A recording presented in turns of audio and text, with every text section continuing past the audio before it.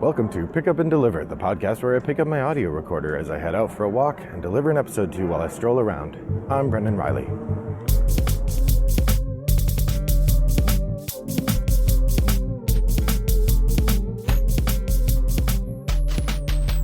Well, good morning, listeners. It is a lovely day here in suburban Chicago, and I'm enjoying my walk. Even though the clouds, it's a solid gray cover of clouds, and I guess I lied when I said it's a lovely day. It's kind of a gloomy day. I'm hoping it doesn't rain on me while I'm walking, but I'm walking. So today, I thought that I would talk about two games that I went and looked, and I was shocked. Go ahead.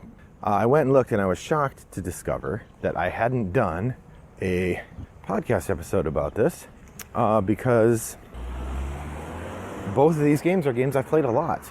But I did search. If this is a repeat, my apologies. It felt like a podcast that I had done plenty of times, but perhaps not. So anyhow, here we go. Today, it is the Titanic duel of two games that have a healthy spot in my family's game collection. This is Azul versus Sagrada. Dun dun dun. So it's a message from the deep duel, Azul versus Sagrada. So I presume that everybody here has played one or both of these games. If you have not played Azul, they are currently in beta testing for Azul on Board Game Arena, which is pretty cool. I like that they have that game there, and so far it's a pretty nice implementation of it. I usually pick out 5 things about the games and I compare them and sort of say which game wins in my mind. So that's what we're going to do. But first, explanation. Azul is a tile laying game that is quite lovely. The sort of most striking thing about it is it comes with these Bakelite tiles that are nice and thick and chunky and very pleasant to click-clack around and to shake around in the bag and so on. And in the game, you are drawing tiles from the bag, and you're putting it in the game. You're putting out this market of tiles that the different players are going to take turns drafting from. When you draft, there are a number of sort of pools that you can draft from. There are 4 tiles in a pool. And when you draft, you take all the tiles of a single color. The game has 5 colors of tiles. When you take all the tiles of a certain color from one of the pools, then you take the rest of the tiles that are in that pool and you merge them into the middle of the table, which is sort of the collective drafting area. Then the next person goes, and so on. The collective middle area is another place you can draft from. So sometimes over time you'll get more than 4 tiles of the same color in there as people draft from different pools and the tiles of the colors get mixed together. And when you take your tiles, you have to put them immediately onto your board in one of 5 rows. Each row has a different amount of space for tiles on it, and you can only put one color of tile in a row. So you get this weird effect where sometimes you only want 1 or 2 of a particular color because you're trying to get it to land in one of the smaller rows.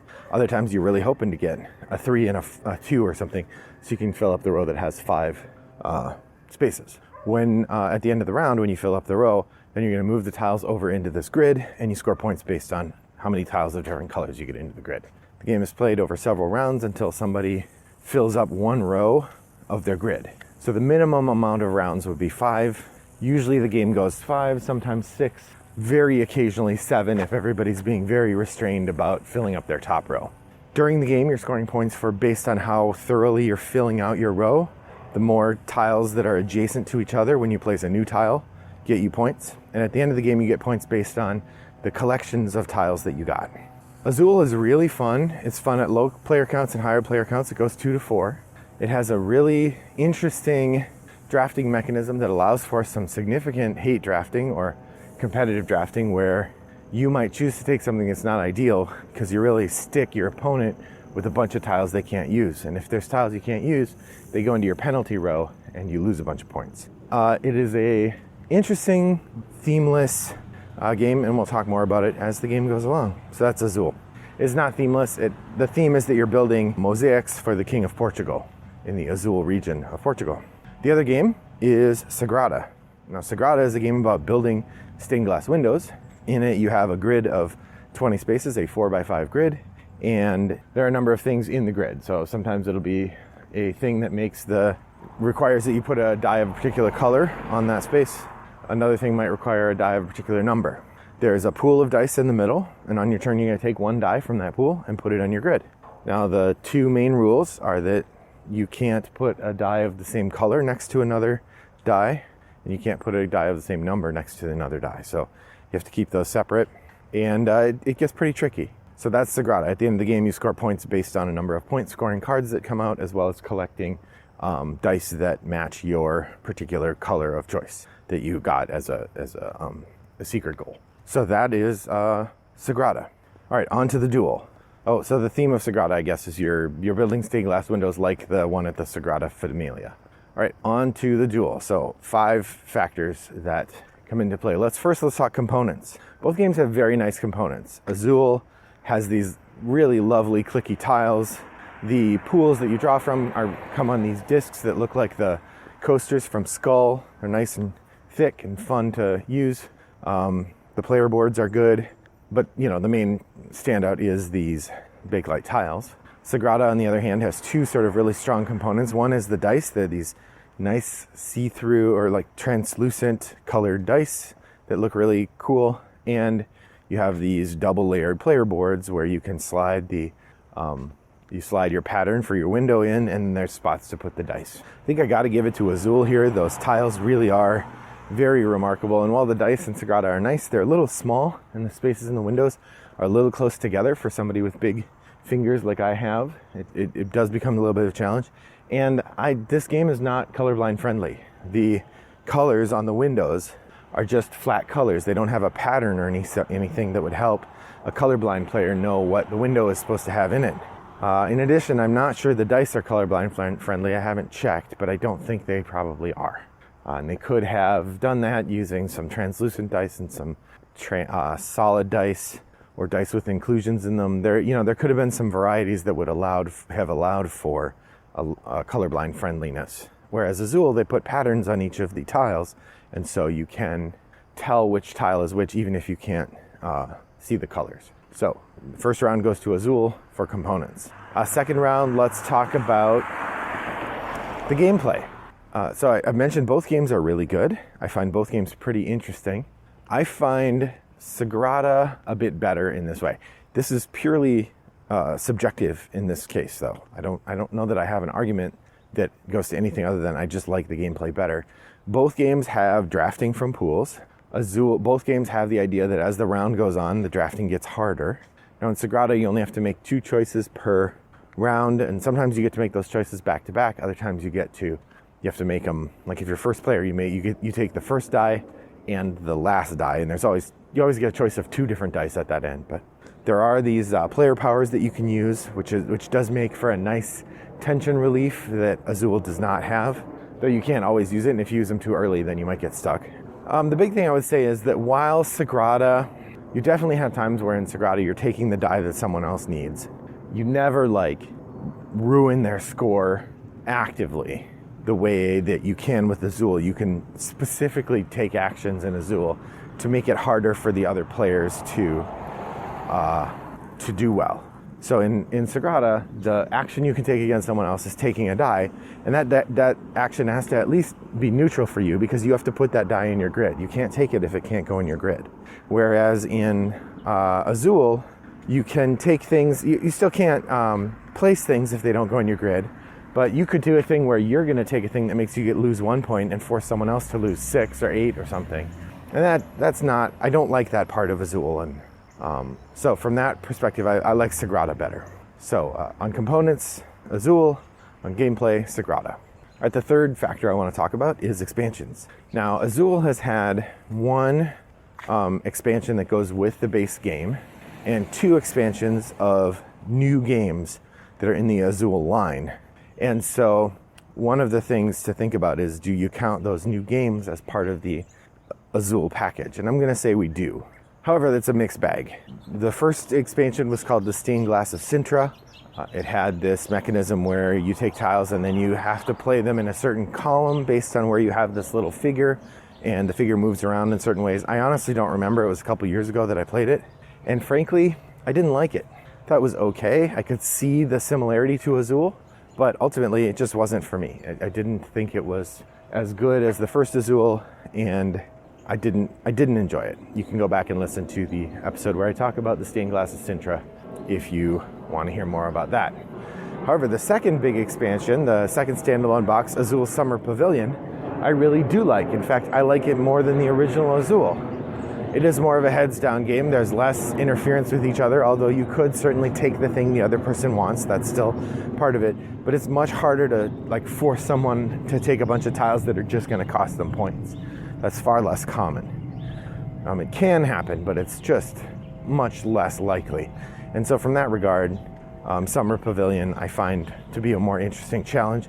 It also has just a different puzzle that you're trying to do. You're trying to make these flowers out of your mosaic tiles, and it has a similar challenge in terms of the tiles you're taking, but you also get these bonuses.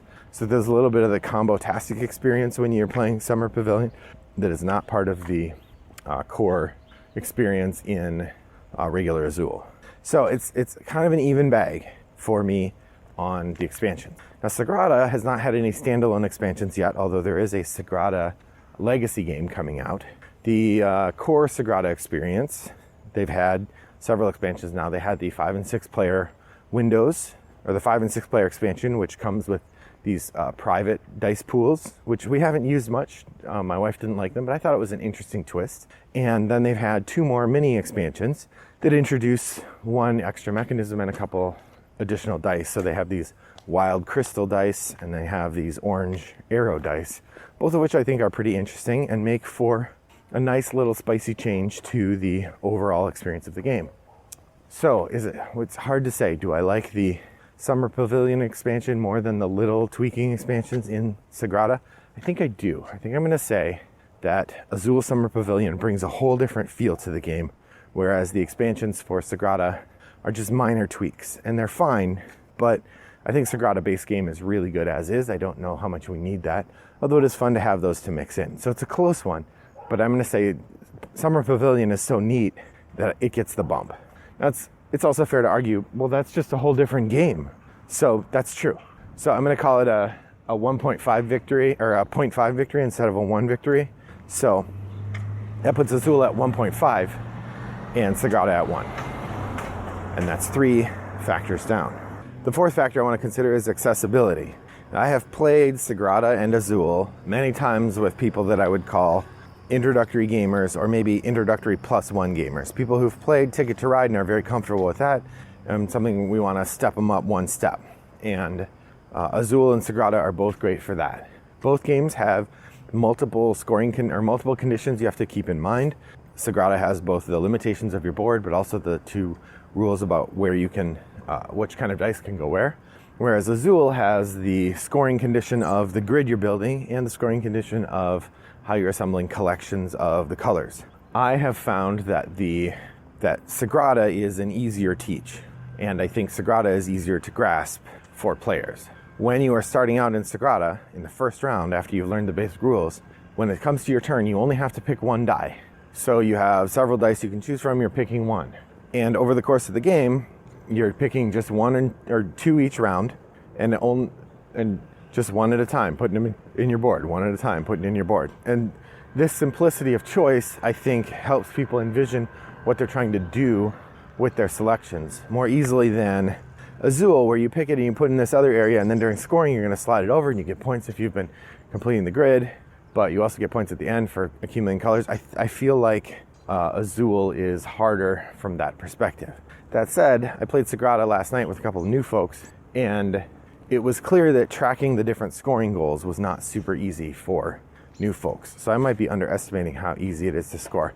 And the truth is they're both very good for new gamers. And so I'm inclined to give a slight edge to Sagrada, but it's just a slight edge. We'll say half a point, which puts Sagrada at 1.5 and Azul at 1.5. Yikes. So coming into the 5th stat, and it's all tied up 1.5 at 1.5. And I'll admit, I don't know what the 5th stat would be. I think these games are both great, and if you haven't had a chance to try either of them, you should. I guess maybe if the last stat is going to be which one would I actually recommend, I feel like Azul is a little bit more accessible. Just a hint more. If I'm going to have to give the edge to one over the other, if you're looking to pick one of these up and you want to try it, I guess I'm probably inclined to say Azul should be your pick over Sagrada. It's hard to say because I think I like Sagrada better.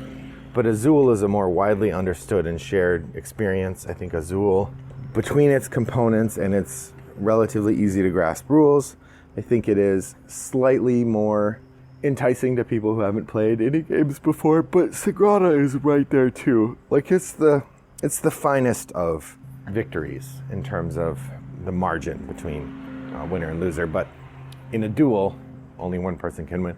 Unless we said both Sagrada and Azul fired their weapons in the air. They both respected the other, and neither of them took a shot. Neither of them lost the duel. Maybe I'll go that way. That's what I'm going to say. It's a draw. Well, thank you for joining me on my walk today. I appreciate your company in this gloomy Wednesday afternoon, and I hope that your next walk is as pleasant as mine was.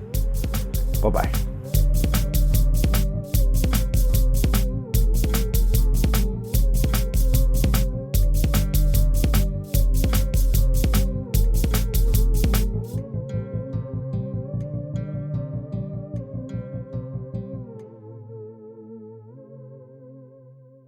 Brought to you by Rattlebox Games.